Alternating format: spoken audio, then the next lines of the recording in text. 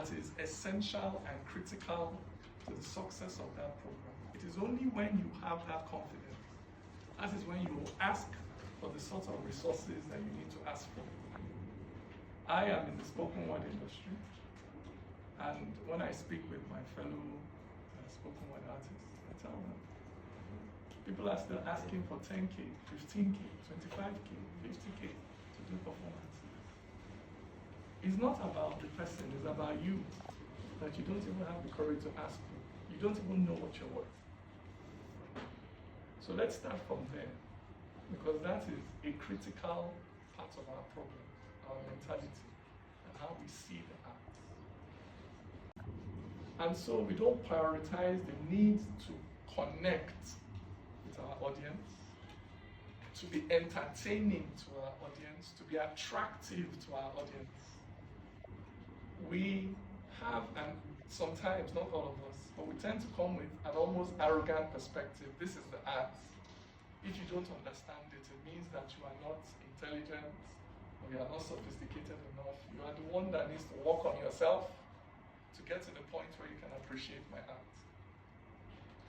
But we have to be alive to the society that we live in. We must meet our society where it is. My greatest ambition as a young poet was to write a poem that people will recite in their house, not because a lecturer asked them to recite it, just out of the melody, what he's saying, and then they'll tell other people about it because it moves them. That was my design objective. I didn't care about structure, I didn't care about rhyme, I just wanted to write a poem that connects with the Nigerian audience, not an American audience, not a European audience, not the judges of any judging panel, with just people on the streets.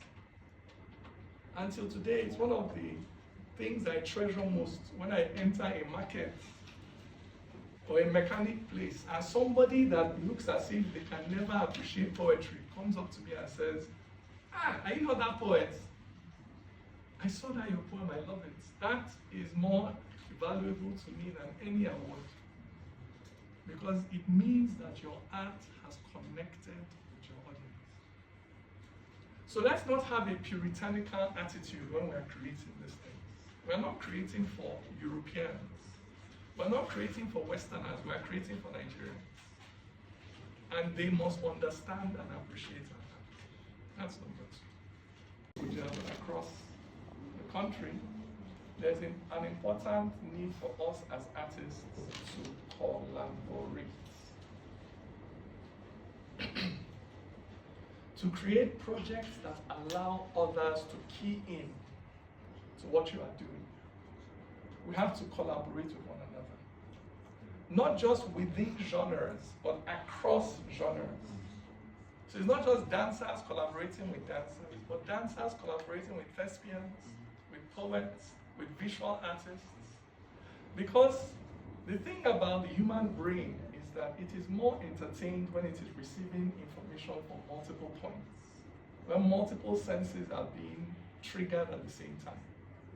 So monotony is never good for holding people's attention. That's why we all slept in lecture halls, because it was too monotonous.